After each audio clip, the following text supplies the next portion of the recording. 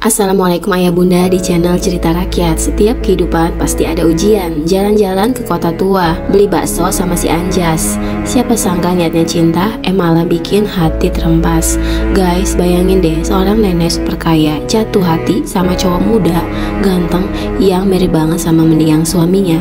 Bukan cuma kagum, dia sampai kasih mahar 50 miliar buat nikahin tuh cowok. Tapi siapa sangka di malam pertama sebuah kejadian luar biasa bikin suasana berubah dari romantis jadi merinding.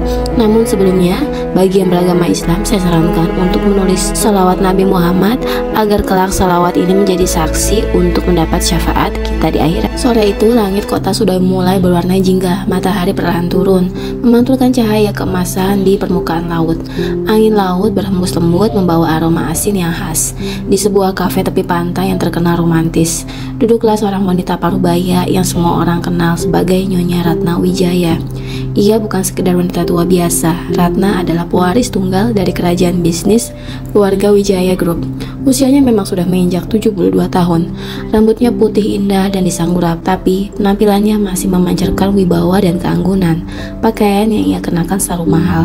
Namun yang membuat orang segan adalah sorot matanya, tajam namun hangat ketika berbicara. Di dekat meja, Ratna menatap laut sambil memegang secangkir teh melati. Matanya kosong, pikirannya melayang ke masa lalu. Sudah 15 tahun, ia hidup sendiri sejak suaminya, Mas Reza, meninggal dalam kecelakaan mobil. Sejak hari itu hatinya seperti terkunci. Banyak pria mencoba mendekat, tapi tak ada yang sanggup menggantikan bayang-bayang cinta sejatinya. Hingga sebuah suara gitar memecah lamunannya. Nada-nada itu lembut, namun penuh penasaran. Ratna menoleh. Di sudut kafe, seorang pria muda sedang memetik gitar sambil bernyanyi. Tubuhnya tinggi, posturnya tegap, kulitnya sawo matang, dan rambutnya agak berantakan. Tapi yang membuat Ratna berhenti bernapas adalah wajah itu. Wajah yang sama, tatapan mata yang sama, bahkan cara mengernyitkan dahi saat fokus bermain gitar sama persis dengan mendiang suaminya saat muda. Ratna sampai memegangi dadanya. Allah, ini mustahil, gumamnya. Ia merasa seperti melihat Mas Reza hidup kembali. Lagu selesai, pria itu tersenyum ke penonton kafe, lalu menunduk sopan. Ratna memanggil pelayan. Mas, tolong suruh pemuda itu kemari. Bilang saya ingin berbicara berdua. Beberapa menit kemudian, pria itu duduk di hadapan Ratna. Perkenalkan, saya Arka, katanya sambil mengulurkan tangan. Suaranya hangat, agak serak, persis seperti suara Reza di masa muda. Ratna, ajab wanita itu, masih terpaku menatap. Percakapan awal mereka ringan, membicarakan musik dan pekerjaan Arka. Ternyata ia seorang musisi jalanan yang sedang tampil di kafe untuk tambahan penghasilan. Hidupnya sederhana, bahkan cenderung susah. Ayahnya sudah meninggal, ibunya tinggal di desa, dan ia merantau ke kota demi mencari rezeki.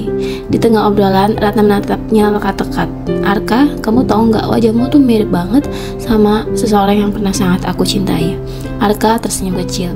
Mungkin kebetulan, Bu. Ratna menggeleng pelan. Tidak, itu bukan kebetulan. Hening sejenak.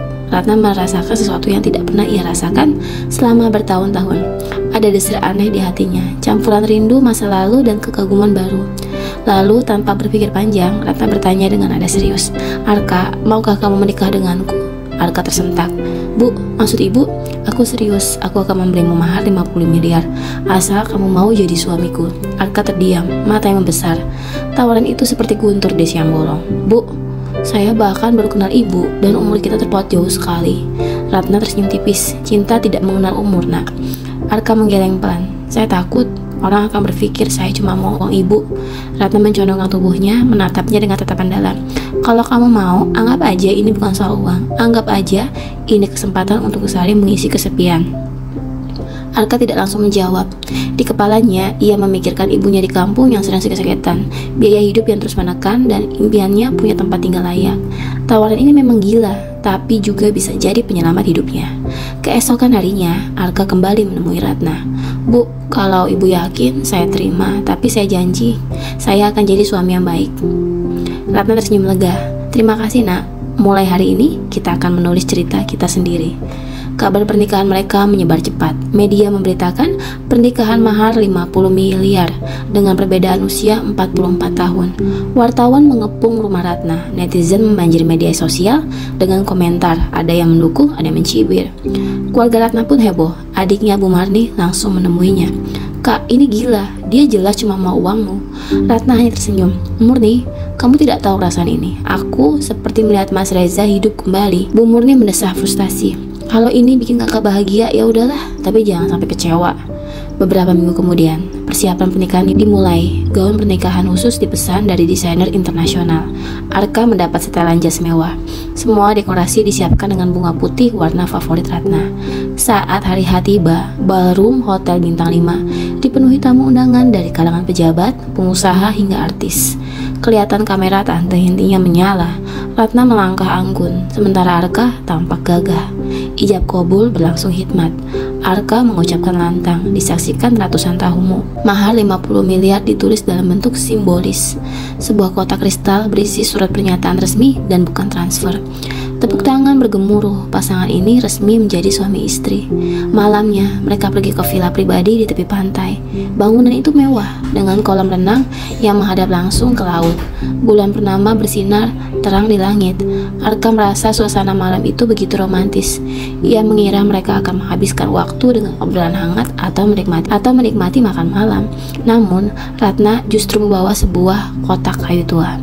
Arka, sebelum kita mulai hidup bersama, aku akan tunjukkan sesuatu, ucapnya lirih.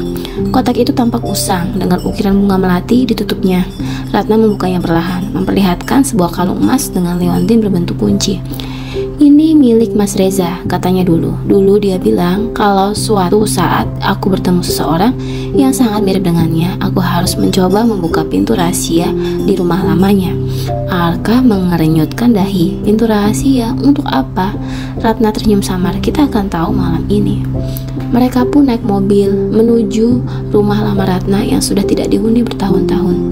Bangunan itu besar, bergaya kolonial, namun terkesan menyeramkan di malam hari. Lampu temaram menyinari lorong-lorongnya. Ratna membimbing Arka ke ruang bawah tanah. Di ujung lorong berdiri sebuah pintu besi tua. Catnya mengelupas, gagangnya berkarat. Inilah pintunya, ujar Ratna, menyerahkan kunci itu pada Arka. Tangan Arka sedikit gemetar saat memutar kuncinya. Bunyi klik terdengar dan pintu itu perlahan terbuka. Di dalam, ruangan itu penuh foto-foto, surat, dan sebuah layar tua. Lampu otomatis menyala. Layar itu memutar video seorang pria muda. Wajahnya persis Arka. Itu adalah Mas Reza di masa lalu. Suara di video berkata seolah berbicara langsung pada Arka. Jika yang membuka pintu ini adalah seseorang yang wajahnya sama denganku, kemungkinan besar dia adalah darah dagingku yang lahir di waktu dan tempat berbeda. Selamat datang anakku. Arka membeku, darahnya mendesir kencang. Ratna menatapnya dengan mata berkaca-kaca. Allah, kalau ini benar, berarti kamu... Suara Ratna tercekat. Ia bahkan tidak sanggup melanjutkan kalimatnya. Malam yang seharusnya jadi awal kisah pengantin baru berubah menjadi malam penuh misteri dan rahasia masa lalu yang menggetarkan jiwa. Arka berdiri terpaku di depan layar tua yang terus memutar video itu. Suara pria di dalamnya, Mas Reza, begitu jelas, seolah berbicara langsung menembus jarak waktu. Ratna terhuyung berpegangan pada tembok dingin ruang bawah tanah. Air matanya jatuh tanpa bisa ditahan. Arka, ini mustahil. Tapi wajah, suara, bahkan tatapanmu persis seperti Mas Reza muda, ucapan Ratna dengan suara bergetar. Arka masih memandangi layar. Dalam video, Mas Reza melanjutkan, jika kamu menemukan ini, berarti nasib telah mempertemukan kita. Mungkin kamu adalah anakku, mungkin kembaranku di alam yang berbeda, atau mungkin dirimu adalah bagian dari diriku yang lahir kembali. Kalimat itu membuat bulu kuduk Arka berinding. Ia menoleh ke Bu Ratna. Bu, maksudnya apa ya? Saya anak suami ibu, tapi umur kita nggak masuk akal. Ratna menggeleng pelan. Aku sendiri nggak tahu nak, Mas Reza tidak pernah cerita soal ini. Dia hanya bilang kalau suatu saat aku bertemu seseorang yang mirip dengannya, orang itu pasti membawa jawaban dari rahasia hidupnya. Suasana menjadi hening. Hanya bunyi detak jam 2 di sudut ruangan yang terdengar. Arka merasa dadanya sesak. Pikirannya kacau. Apa mungkin semua ini kebetulan? Atau ada sesuatu yang lebih besar yang mengatur pertemuan mereka? Kilasan masa lalu. Ratna menghela napas panjang, lalu duduk di kursi kayu dalam ruangan itu. Arka, aku mau cerita sesuatu. Dulu sebelum Mas Reza meninggal, dia pernah berubah sikap. Beberapa bulan sebelum kecelakaan, dia sering pulang larut malam, membawa buku-buku tebal dan peta aneh. Kadang dia berbicara sendiri seperti mencatat sesuatu. Arka menatap serius. Peta? Peta seperti apa? Peta dunia, tapi ada simbol-simbol yang aku tidak mengerti.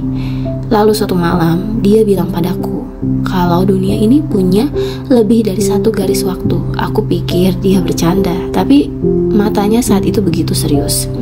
Arka merinding. Perkataannya terdengar seperti teori fiksi ilmiah, tapi mengapa terasa nyata? Dan yang paling aneh, lanjut Ratna, Mas Reza pernah bilang dia punya mimpi yang sama berulang-ulang tentang seseorang anak laki-laki yang mirip dengannya tapi hidup di masa depan. Arka menelan ludah. Bu, saya mulai merasa ini bukan sekedar kebetulan. Arka berkeliling ruangan, mencoba mencari petunjuk lain. Ia melihat sebuah meja tua dengan tumpukan buku dan surat yang sudah menguning. Salah satu surat bertuliskan, untuk Ratna atau siapapun yang mirip denganku di masa depan. Dengan hati-hati, Arka membuka surat ini. Isinya membuat mereka berdua semakin bingung. Jika kamu membaca surat ini, berarti garis waktu kita akhirnya bertemu. Aku tidak bisa menjelaskan semuanya, tapi ketahuilah, aku telah melihat dunia di mana aku meninggal. Namun, seseorang dengan wajahku tetap hidup. Dia akan datang padamu bukan untuk uang atau ketenaran, tapi untuk takdir yang sudah ditulis. Lindungilah dia akan membawamu pada jawaban terakhir yang selama ini kamu cari. Ratna menutup mulutnya dengan tangan, matanya berkaca-kaca. Allah, Arka, kalau semua ini benar, mungkin kamu memang orang yang ditakdirkan datang padaku. Malam itu mereka meninggalkan rumah lama dengan hati berat. Di mobil tak ada yang banyak bicara. Suara mesin dan deburan ombak dari kejauhan menjadi satu-satunya musik pengiring. Arka menatap keluar jendela, pikirannya berputar. Ia teringat ibunya di desa, teringat masa kecilnya yang penuh kekurangan, dan kini ia dihadapkan pada rahasia aneh yang melibatkan pria yang menjadi suami wanita di sampingnya. Ratna pun tenggelam dalam pikirannya sendiri. Sejak awal ia menikah dengan Arka, ia hanya mengobati rasa rindunya pada Mas Reza. Tapi kini hatinya dilanda kebingungan. Apa yang harus ia lakukan jika ternyata Arka benar-benar punya hubungan misterius dengan mendiang suaminya? Keesokan harinya, media masih heboh membicarakan pernikahan mereka. Foto-foto resepsi mewah, mahar fantastis, dan wajah tampan Arka menghiasi portal berita dan televisi. Namun, di balik semua itu, hubungan Ratna dan Arka berubah. Mereka masih berbicara, tapi setiap tatapan terasa penuh tanda tanya. Kadang Ratna memandang Arka dengan sayang, kadang dengan rasa takut. Arka pun mulai sering termenung. Ia mencoba menghubungi seorang temannya yang paham sejarah keluarga besar, untuk mencari tahu apa ada kemungkinan ia memiliki hubungan darah dengan keluarga Wijaya, tapi pencarian itu buntu.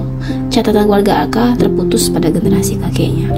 Suatu malam, mereka duduk di balkon villa, menatap laut.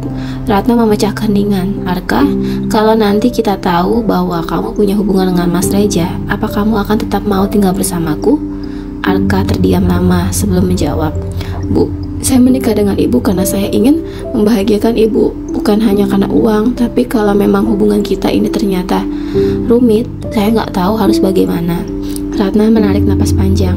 Aku pun sama. Awalnya aku pikir ini hanya soal cinta yang unik, tapi sekarang rasanya seperti kita sedang menjalani cerita yang jauh lebih besar dari yang kita bayangkan. Beberapa hari kemudian, kejadian aneh mulai terjadi. Saat Arka melihat foto-foto lama Mas Reza, ia merasa dejavu, seolah pernah mengalami momen di foto itu. Bahkan, ia bisa mengingat detail yang Ratna sendiri sudah lupa. Suatu malam, Arka terbangun dari mimpi. Ia bermimpi berada di rumah Ratna puluhan tahun yang lalu, melihat seorang wanita muda yang tidak lain adalah Ratna muda tersenyum padanya. Saat terbangun, ia menyadari bahwa mimpinya terasa nyata. Bahkan ia bisa mencium aroma melati seperti yang selalu dipakai Ratna. Ia menceritakan mimpinya pada Ratna. Wanita itu langsung pucat. Arka, mimpi itu persis kejadian nyata antara aku dan Mas Reza di tahun 82. Tidak mungkin kamu tahu. Mereka berdua terdiam lama. Detik itu juga keduanya sadar bahwa rahasia yang mereka hadapi bukan sekedar kebetulan atau mirip wajah. Ada sesuatu yang lebih dalam, entah itu reinkarnasi, garis waktu yang bertabrakan, atau takdir yang belum terjawab. Suatu sore, saat Ratna sedang duduk di ruang tamu, seorang pria asing datang membawa amplop besar.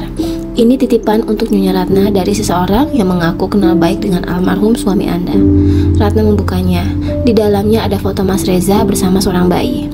Bayi itu mirip sekali dengan Arka. Di belakang foto tertulis tanggal yang membuat Ratna ternganga. Tanggal itu adalah 28 tahun sebelum Arka lahir di catatan resmi. Ratna langsung memanggil Arka. "Nak, kita harus bicara sekarang." Arka mengambil foto itu dan tubuhnya merinding seketika. Entah mengapa melihat bayi itu membuat dadanya sesak, seperti menemukan potongan dirinya yang hilang. Mata Ratna bergetar menatap. "Arka, siapa sebenarnya kamu?" Pertanyaan itu menggantung di udara, menjadi awal dari misteri yang lebih dalam. Foto itu tergeletak di meja ruang tamu, seolah menjadi saksi bisu dari pertanyaan besar yang belum terjawab. Ratna duduk di kursi, menatapnya tanpa berkedip. Arka mondar-mandir di ruangan, sesekali memegang kepalanya seperti berusaha mengingat sesuatu yang sulit dijangkau. "Aku nggak pernah lihat foto ini sebelumnya, Bu," kata Arka lirih. Ratna menatapnya dalam-dalam. "Tapi bayi di foto ini, matanya, senyumnya, persis kamu." Mereka berdua kembali memeriksa tanggal yang tertera di belakang foto. Tahun itu bahkan 28 tahun lebih tua dari tanggal kelahiran Arka yang tercatat resmi di akte lahirnya. Ratna mencoba mengingat-ingat.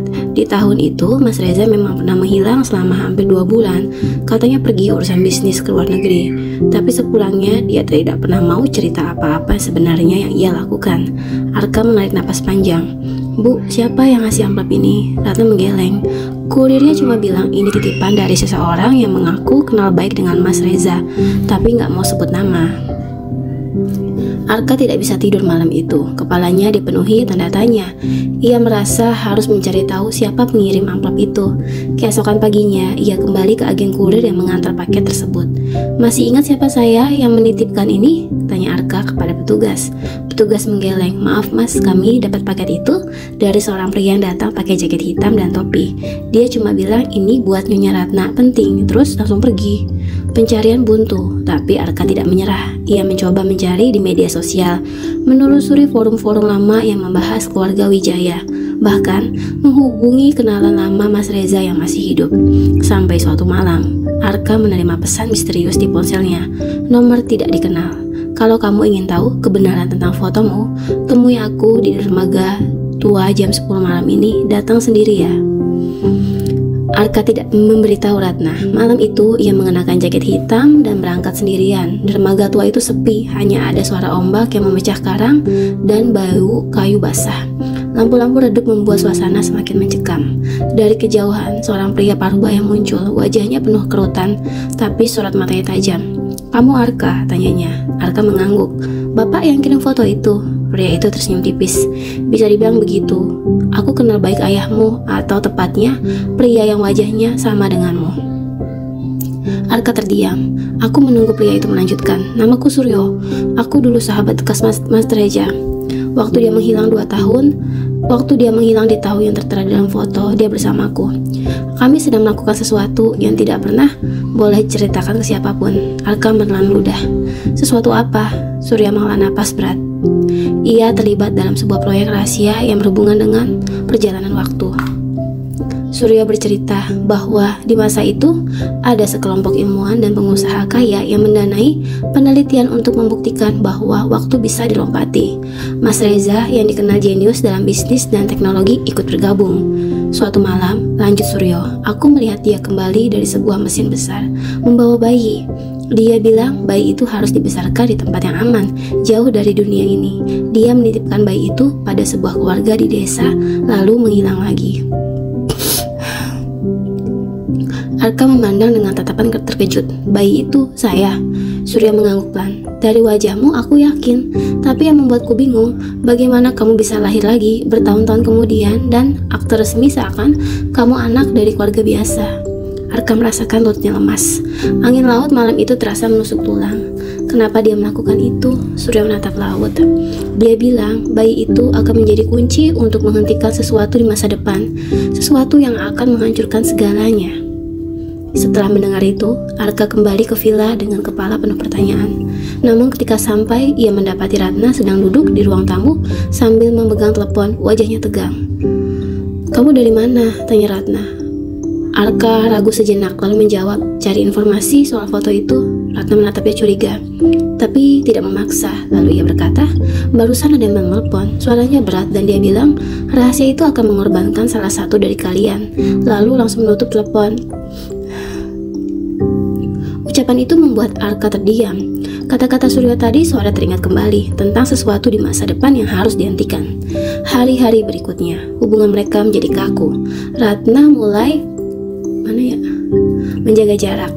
Ia mencintai Raka, tapi kini bayangan bahwa Arka mungkin adalah anak dari bagian dari suaminya yang membuatnya dilanda rasa bersalah. Sementara Arka, meski berusaha bersikap normal, tidak bisa menghapus rasa ingin tahunya. Ia merasa berada di persimpangan antara menjalani kehidupan baru sebagai suami Ratna atau mengejar kebenaran yang bisa mengubah segalanya. Suatu malam, saat Ratna sedang keluar, Arka memeriksa meja kerja di kamar Ratna.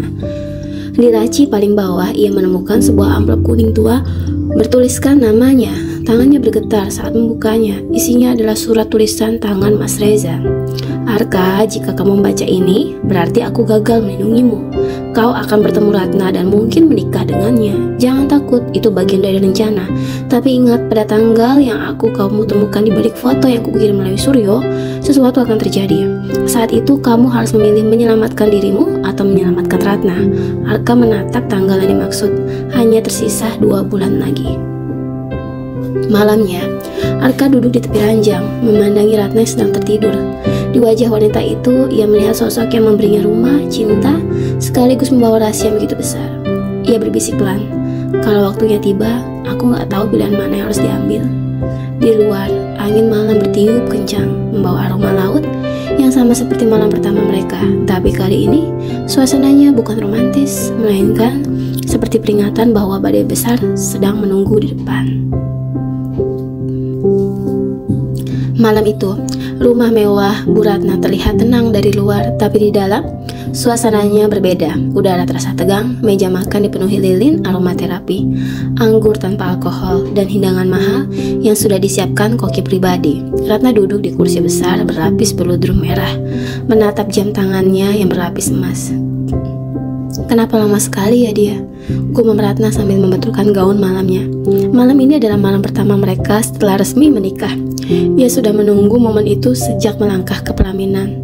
Ardi akhirnya muncul dari arah tangga setelah jasnya sudah diganti dengan pakaian santai, tapi wajahnya pucat. Maaf Bu, maaf sayang, aku tadi menerima telepon dari teman.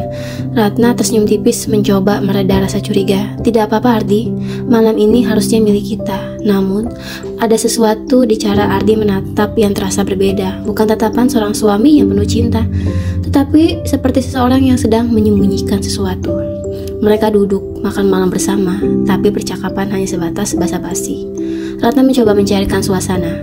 Ardi, aku tahu usiamu jauh lebih muda, tapi aku ingin kamu tahu, cintaku tulus, uang, harta, semua itu aku serahkan padamu, asal kamu tidak pergi dariku.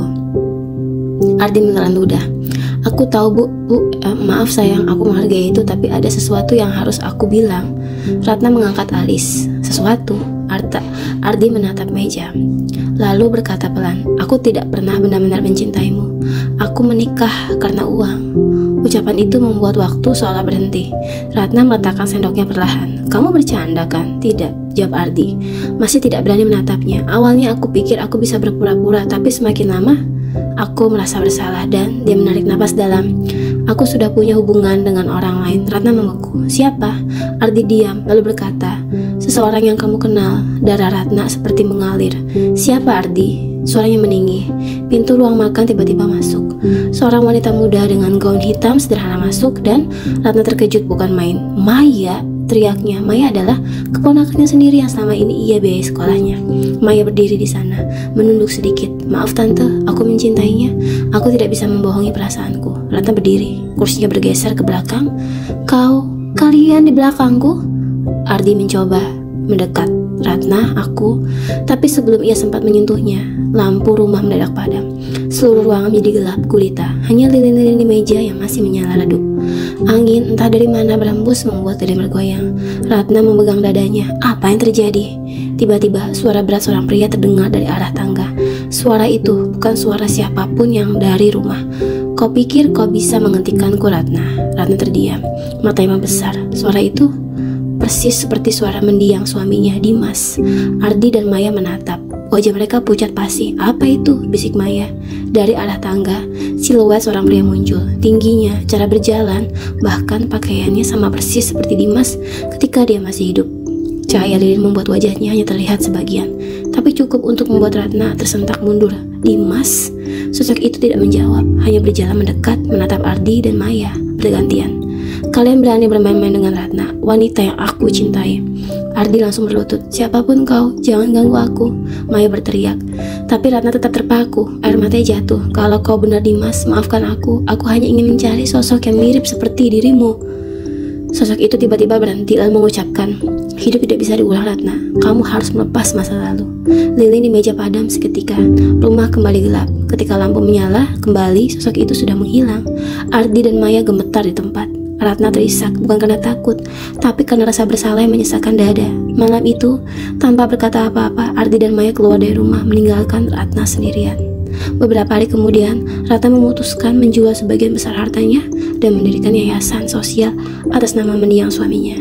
Ia tidak lagi menjadi cinta yang mirip pada masa lalunya, karena akhirnya ia sadar masa lalu adalah kenangan, bukan sesuatu yang harus diganti. Namun setiap malam, ia masih merasa Dimas duduk di kursi ruang tamu, menatapnya sambil tersenyum, dan entah mengapa, Ratna selalu merasa lebih tenang setelah itu. Jalan-jalan ke taman bunga, lihat kupu nempel di dada. Kalau kamu masih sendiri juga, boleh dong, kita jadian aja, asik. Segitu dulu ya cerita gokil tapi penuh intrik kali ini. Gimana nih menurut kalian? Kira-kira kalau ada di posisi tokoh utama, berani gak sih kalian jalanin kisah cintanya? Tulis jawaban kocak atau pendapat kalian ya di kolom komentar. Jangan lupa like kalau suka ceritanya, subscribe biar gak ketinggalan kisah-kisah seru lainnya, dan nyalain lonceng notifikasinya supaya setiap kisah baru langsung mendarat manis di layar kalian.